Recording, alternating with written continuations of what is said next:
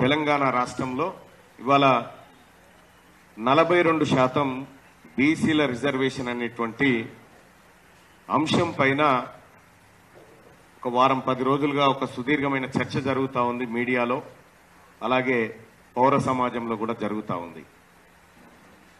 ఆ వర్గాల నుంచి ఉన్నటువంటి మేము ఈ జరుగుతున్నటువంటి పరిణామాలు, ఈ రాజకీయ పార్టీలు చెప్తున్నటువంటి అంశాలు నిజంగా ఇవి ఎంతవరకు వాస్తవ రూపంతో కూడుకున్నాయి, లేదంటే ప్రజల్ని మభ్యపెట్టడానికా, ఏ అంశాలతో ఈ పార్టీల ఎజెండాగా మారింది ఇది, దీంట్లో అవుట్పుట్ ఏంది, ఫైనల్ రిజల్ట్ ఏందనేటువంటి అంశాలను కూడా మేము బీసీ జేఏసీగా ఎప్పటికప్పుడు పరిశీలిస్తున్నాం. దాంట్లో భాగంగా మేము గత 2-3 రోజుల నుంచి ఇదే అంశాలపైన వివిధ డేటాను సేకరిస్తూ నిన్న రాత్రి వరకు కూడా అందరం కూర్చొని వ్యవహారం చేయడం జరిగింది. కాంగ్రెస్ పార్టీ 42% రిజర్వేషన్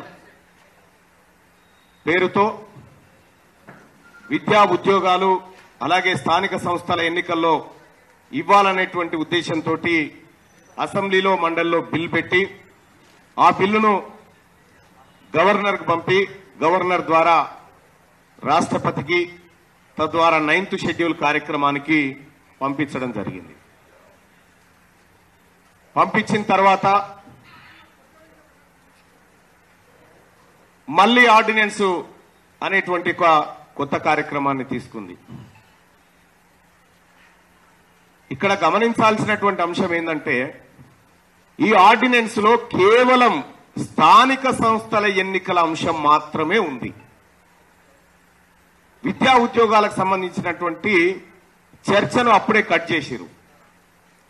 మరి వాస్తవానికి స్థానిక సంస్థల ఎన్నికల్లో బీసీల ప్రాతినిధ్యం ఎట్లా ఉంది? 42% వరకు మేము ఇస్తామనేటువంటి మాట ఆ రోజు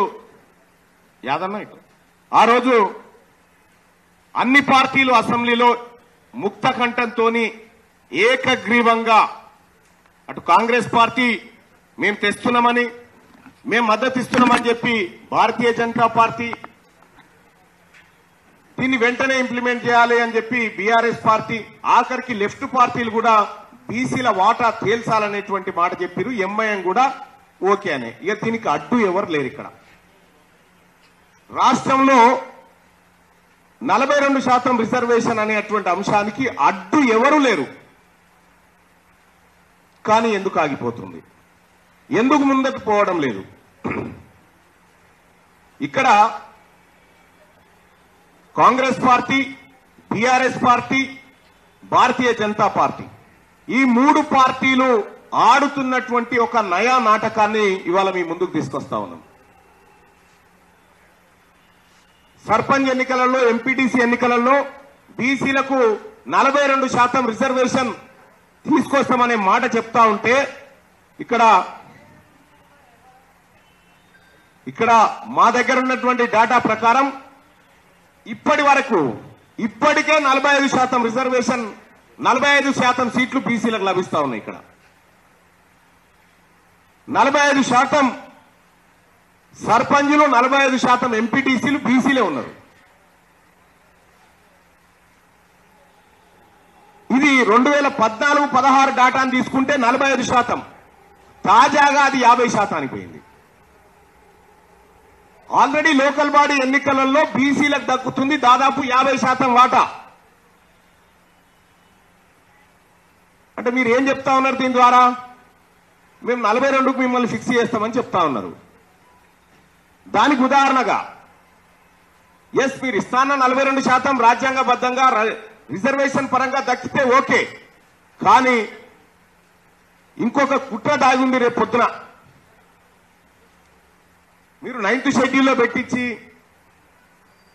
దాన్ని ఆ విధంగా తమిళనాడు తరహాలో ముందుకు తీసుకొస్తా అంటే ఓకే, కానీ